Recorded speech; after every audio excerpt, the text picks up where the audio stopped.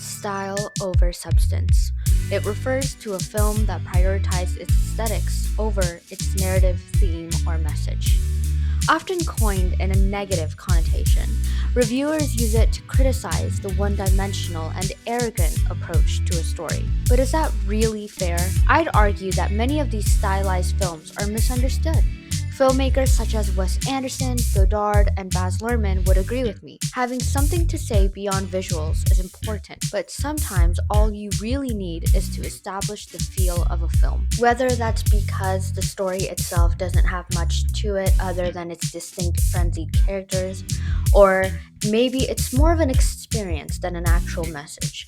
And maybe the visual language is so viscerally cohesive that it carries the narrative. Whatever justification there might be, stylized cinema shouldn't be dismissed just for approaching film in a different light. We shouldn't be looking at it as a style over substance, but rather, the style is the substance.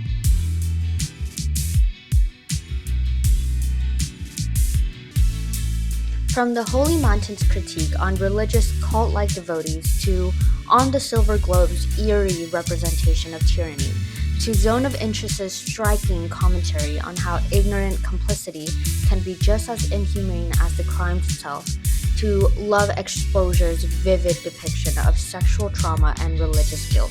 Stylized films have always built their visual direction from the essential ideas of the script itself. But because of the intensity of the film's style, we misinterpret it as simply a film visually striking with no real ideas behind it. But if we dive deeper, the Holy Mountain's use of bright colors and surrealistic symbols is Jodorowsky's attempt in creating a psychedelic film that puts you in a trance-like spiritual state, a state in which he believes many religions use to incite epiphanies and enlightenment. On the Silver Globe's use of long-winded dialogue is akin to the propaganda political speeches dictators use to control their citizens, and that bluish tone and the use of wide-angle lens mimics a society falling into chaos and hysteria. Zone of Interest uses static, wide shots to depict the family's life in a museum observant-like perspective, further emphasizing the profound historical betrayal they have committed in their daily ignorance of the crimes taking place. Love Exposure's rapid editing and camera movements such as whip hands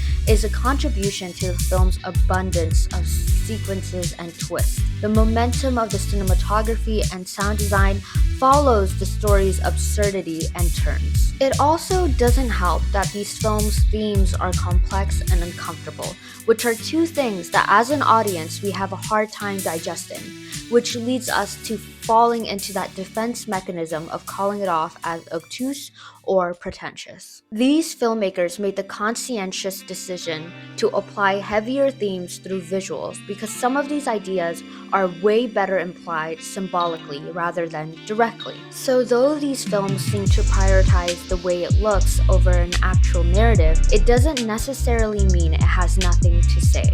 In fact, the very style is what the main point of the film is. The theme is the style.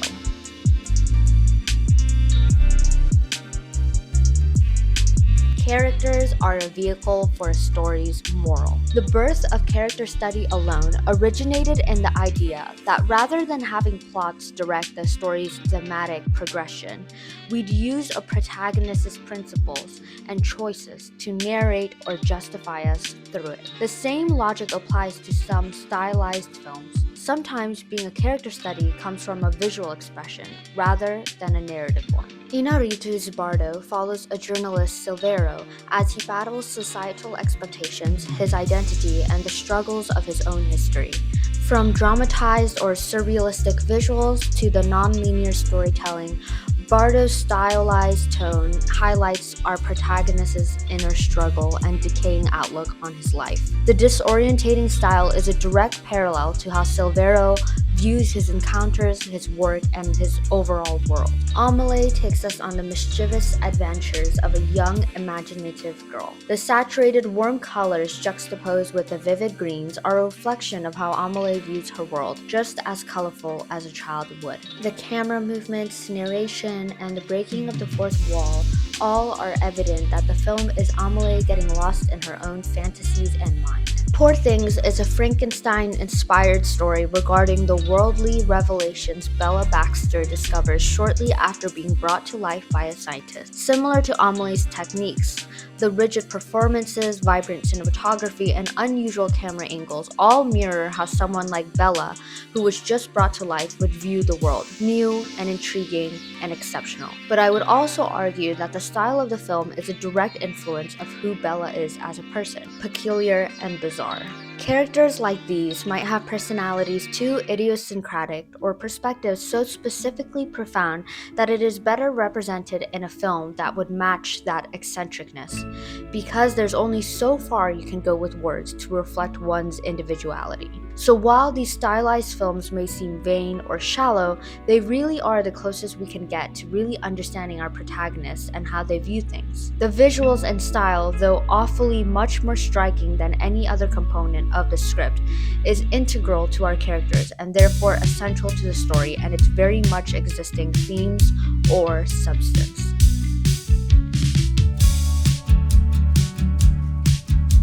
All justifications aside, sometimes a film can just have a whole lot of style and not much else. Suspiria, Pierre LeFou, House, Mad Max Fury Road, Inland Empire, Sin City, Playtime, and so many other great films prove this. Though I could probably bullshit my way into qualifying their styles to clear substantial intentions, I do believe a huge chunk of the film's choices are just to be stylistic rather than fleshed out ideas, and I don't think there's anything wrong with it. Sometimes a film's style can be so concrete, thorough, and cohesive that the film doesn't need much else. We don't need good character writing or fleshed out concepts because these stylized films are meant to be experiences or sensory sensations over actual narrative stories. Though this kind of concept for a film is something we're not used to, it doesn't necessarily mean there's nothing to be appreciated of it. Whether it's amazing set pieces such as ones in Mad Max Fury Road, or the consistent use of bold colors and elaborate production designs such as Suspiria, or in Sin City's full dedication to that animated, hyperbolized comic book style, stylized film's commitment to forming a specific and consistently immersive world is impressive and admirable.